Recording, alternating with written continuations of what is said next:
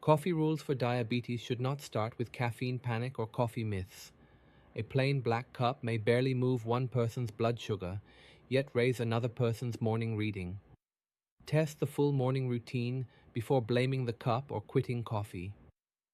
Sweet creamer, skipped breakfast, poor sleep, stress, and timing can all change the result. The first clue can appear before the first sip.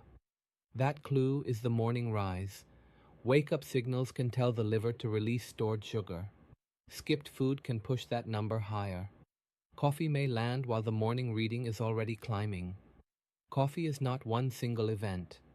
Black coffee, a latte, flavored creamer, skipped breakfast, and a rushed commute create different mornings. Once those pieces are mixed together, coffee can get blamed for a rise it did not create alone. Glucose is the sugar moving through your blood for energy. Insulin is the hormone that helps move that sugar into cells. Diabetes means that process does not work smoothly. Coffee can affect this system through timing, caffeine, food, and stress. Caffeine can stimulate adrenaline, a stress signal that prepares your body for action. Adrenaline can ask the liver for quick fuel. Some people also respond to insulin less strongly for a short time. That can raise a morning reading. Morning timing makes caffeine easy to blame. Coffee on an empty stomach can join the natural morning rise. The drink then looks stronger than it is by itself. Afternoon coffee happens after different food, movement, sleep, and stress signals. Caffeine is not always the villain. Regular drinkers may get used to part of its effect. Their black coffee may barely change the blood sugar reading. Another person may see a clear rise from the same amount. Meal timing explains why two drinkers can look different. Coffee with eggs, yogurt, or a high-fiber meal can behave differently from coffee alone. Food can slow how fast sugar reaches the blood. The same rise may look smaller and shorter after breakfast. After timing and breakfast, the drink itself still needs a closer look. Cold brew, espresso, drip coffee, dark roast, and light roast can differ in caffeine and sweet extras. A bitter cup is not automatically stronger. A mild cup can still be heavily sweetened. What gets added to the cup is often the real problem. Milk contains lactose, a natural sugar. Syrup, sweet creamer, oat milk, and large milk portions all count. The cup may feel harmless while your blood receives sugar like a dessert. A dessert like coffee is not the same test as plain coffee.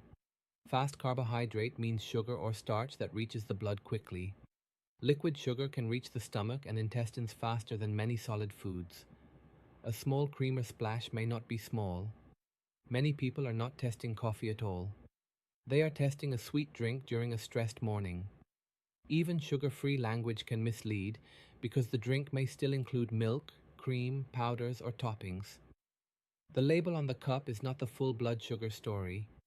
Once the cup ingredients are clear, stress can still make coffee look guilty. A tense commute, pain, anxiety, or poor sleep can raise stress signals. Those signals can push the liver to release more sugar. Coffee may arrive after the rise has already started. Sleep is the hidden amplifier. Poor sleep can make the body use insulin less efficiently the next day. Afternoon coffee can damage that sleep and create tomorrow's problem. A bad sleep morning is also a poor day to test coffee. Large studies can make coffee sound protective. Those studies compare coffee drinkers with other groups over years. They cannot see today's syrup, poor sleep, stress, skipped meal, or creamer pour. Use that population result as background, not as your rule. Do not start by quitting coffee. Start with 2 test mornings that look as similar as possible. Match breakfast, sleep, stress, walking, cup size, and add-ins. Then change only the coffee part before judging the cup. Once breakfast, sleep, stress, movement, cup size, and add-ins match, measure the answer. A finger stick meter gives one reading at one moment. A continuous glucose monitor uses a small sensor on the skin to track readings over time. Either tool can show whether coffee changes your blood sugar pattern. Before blood sugar numbers can help, keep the drink itself consistent. Use the same cup size, refill count, and drinking speed. Use the same brew style and add in amount. A giant mug, travel cup, or slow refill changes the test. Only after the drink is stable does the shape of the reading mean anything. The deciding detail is not the single highest number. Watch whether the reading rises once, settles, or keeps climbing. A quick bump is different from a long climb. Use the same reading timing each time. Check before the first sip, then check again later. Record breakfast, sleep quality, stress level, illness, travel, water intake, and activity after the cup.